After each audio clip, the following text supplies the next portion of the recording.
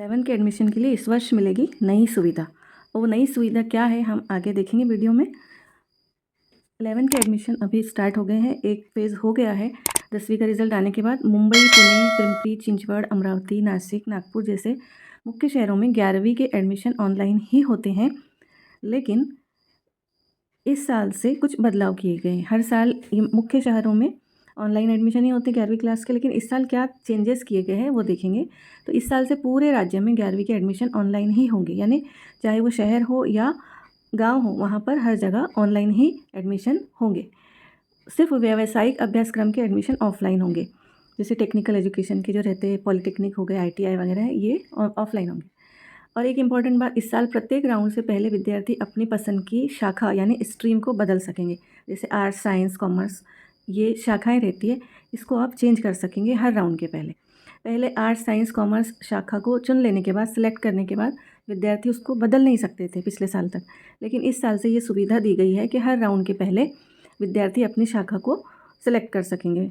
अगर उन्होंने पहले जो सिलेक्ट किए थे उनको लग रहा है कि उसमें एडमिशन नहीं लेना है, तो अगले राउंड में वो उसको चेंज कर सकेंगे। ऐसा इसलिए क्योंकि बच्चे थोड़े कंफ्यूज रहते हैं, इस वजह से।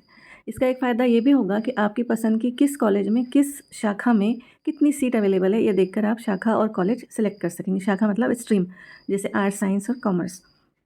तो किस शाखा में कितनी सीट अवेलेबल है, किस कॉलेज में आपकी पसंद के, ये देखकर आप फिर से हर राउंड में कॉलेज को और शाखा को चुन सकेंगे। लेकिन एक वक्त में सिर्फ एक ही शाखा सेलेक्ट करेंगे। जैसे आर्ट्स चुने आपने तो एक बार में एक ही करेंगे, आर्ट्स, साइंस, कॉमर्स एक साथ नहीं चुन सकेंगे। तो और एक बात कि आपने नंबर 1 पर जिस कॉलेज को डाला है, वो कॉलेज में अगर आपको एडमिशन मिल रहा है तो वहाँ आपको एडमिशन लेना अनिवार्य होगा, ज़रूरी होगा। आपने नंबर 1 पे जिस भी कॉलेज का नाम डाला है, वहाँ अगर एडमिशन मिल रहा है तो आपको वहाँ एडमिशन लेना ही होगा। अगर नहीं लिए तो क्या होगा, वो भी देखते हैं हम।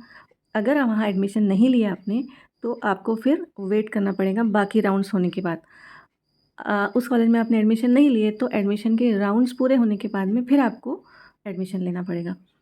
तो इस तरीके से एडमिशन का जो नंबर डालेंगे आप कॉलेज का, वो सोच समझ के डालना है। यानी पहले नंबर पे वही डालना है जिसमें आपको लेना है एडमिशन। सोच समझ के कॉलेज की लिस्ट बनाना है और फिर फॉर्म भरने के लिए जाना है, ऑनलाइन फॉर्म भरने के लिए। ठीक है, तो पहले ही सोच समझ के आप लिस्ट बना लीजिए और फिर जाइए। अब देखेंगे हम इसका प्रोसेस कैसा है, 11th के ऑनलाइन एडमिशन का 2025-26 का प्रोसेस क्या है। तो इस साल 2025-26 में सारे ही एडमिशन ऑनलाइन होंगे, ये हमने देखे। यानी शहरों में भी और गांव में भी पूरे राज्य में इस साल एडमिशन ऑनलाइन होंगे। और ये प्रोसेस 11 मई से शुरू हो गया है। यानी 5 मई को जब रिज़ल्ट आया है 10th का, उसके बाद से 11 मई से ये प्रोसेस शुरू हो चुका है। और उसके लिए माध्यमिक शिक्षण विभाग ने 11वीं के एडमिशन के लिए एक ऑफिशियल वेबसाइट शुरू की है, जो आपको यहाँ स्क्रीन पर दिख रही है, MahaFYJCadmissions.in। ये वेबसाइट है, ऑफिशियल वेबसाइट माध्यमिक शिक्षण विभाग की, जो 11वीं के एडमिशन के लिए शुरू की गई है। इस पे जाके आपको एडमिशन फॉर्म भरना है।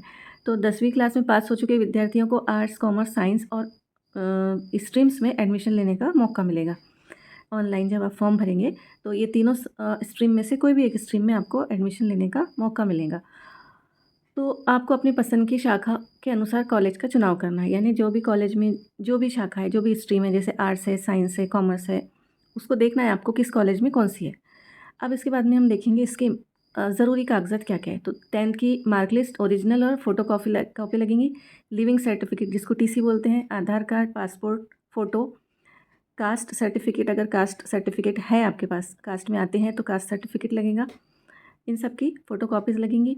अगर दुर्बल घटक में है तो उत्पन्न दाखला लगेगा, डोमिसाइल सर्टिफिकेट लगेगा। EWS है, अगर EWS में आते हैं तो उसका सर्टिफिकेट, दिव्यांग प्रमाण पत्र अगर दिव्यांग है तो वो लगेगा, नॉन क्रीमी लेयर का प्रमाण पत्र लगेगा, और राशन कार्ड या इलेक्ट्रिक बिल, इन सब की ज़ेरॉक्स लगेंगी। और इन सब चीज़ों को आपको अटेस्टेड करना है।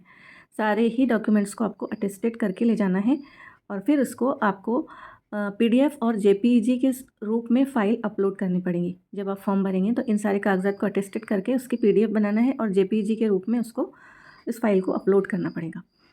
ठीक है, तो एडमिशन के लिए 2 फॉर्म भरने होंगे। पहले फॉर्म में बेसिक मालूमात होंगी आपकी और दूसरे फॉर्म में विद्यार्थियों को उनकी पसंद के 10 कॉलेज के नाम लिखने होंगे। तो पहले ही हमने बता दिया कि कॉलेज के नाम आपको पहले से ही सोच समझ के 1 बाय 1 लिखना है। नंबर 1 पे वो कॉलेज जिसमें आपको एडमिशन लेना है, फिर उसके बाद अगर उसमें नहीं मिला तो फिर दूसरे नंबर पे दूसरा कॉलेज, इस तरह से आपको 10 कॉलेज सेलेक्ट करने हैं।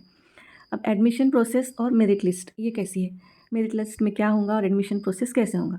ओपन या जनरल कैटेगरी से 55% और रिजर्व कैटेगरी से 45% एडमिशन होगी। यानी ओपन या जनरल कैटेगरी में के जो स्टूडेंट्स हैं वो 55% और रिजर्व कैटेगरी से 45% एडमिशन होंगे। तो एडमिशन प्रोसेस में कुल 3 मेरिट लिस्ट लगेंगी और ज़रूरत रही तो इसके बाद एक विशेष मेरिट लिस्ट लगेगी। ऐसी 4 मेरिट लिस्ट लगेंगी। ठीक है, तो मेरिट लिस्ट के हिसाब से फिर एडमिशन होंगे। जिसका नाम आएगा मेरिट लिस्ट में उस स्टूडेंट को एडमिशन मिलेगा। 11वीं क्लास के एडमिशन से पहले टप्पे में विद्यार्थी प्राथमिक रजिस्ट्रेशन करेंगे, यानी पहला फॉर्म भरेंगे और उसमें विद्यार्थी को अधिकृत ऑनलाइन पोर्टल पर मोबाइल नंबर या ईमेल के ज़रिए प्राथमिक मालूमात भरकर OTP से अपना अकाउंट लॉगिन करना है। ठीक है, ये जो 11 मई से जो स्टार्ट हो गया ये पहला टप्पा। इसमें आपको अपनी बेसिक मालूमात डालने की है अधिकृत ऑनलाइन पोर्टल पे जो वेबसाइट दी हुई है उस पर, और मोबाइल नंबर और ईमेल के ज़रिए अपनी बेसिक मालूमात डालकर OTP से अपना अकाउंट बनाकर उसको लॉगिन करना है। दूसरे टप्पे में विद्यार्थियों को कॉलेज का चुनाव करना है।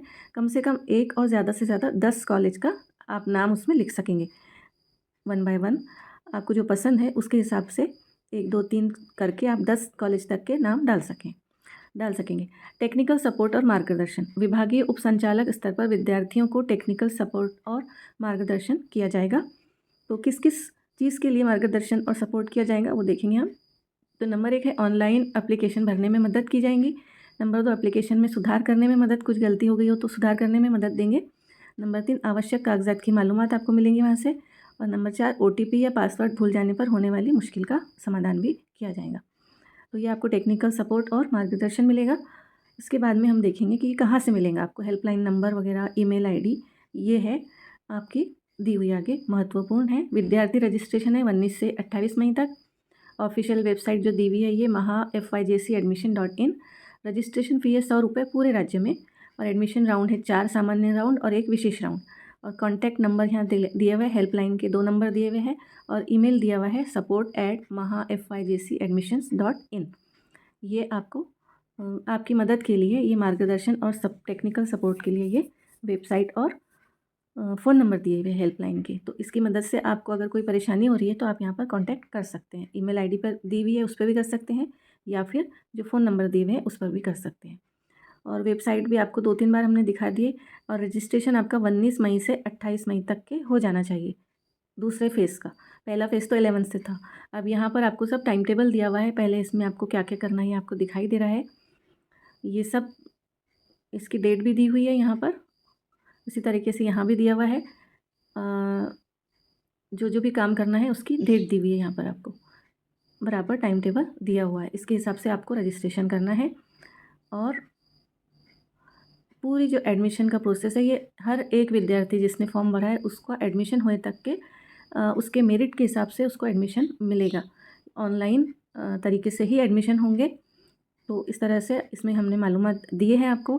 तो चैनल को सब्सक्राइब कीजिए, लाइक और शेयर कीजिए ताकि आपको हर आने वाली वीडियो मिलती रहे।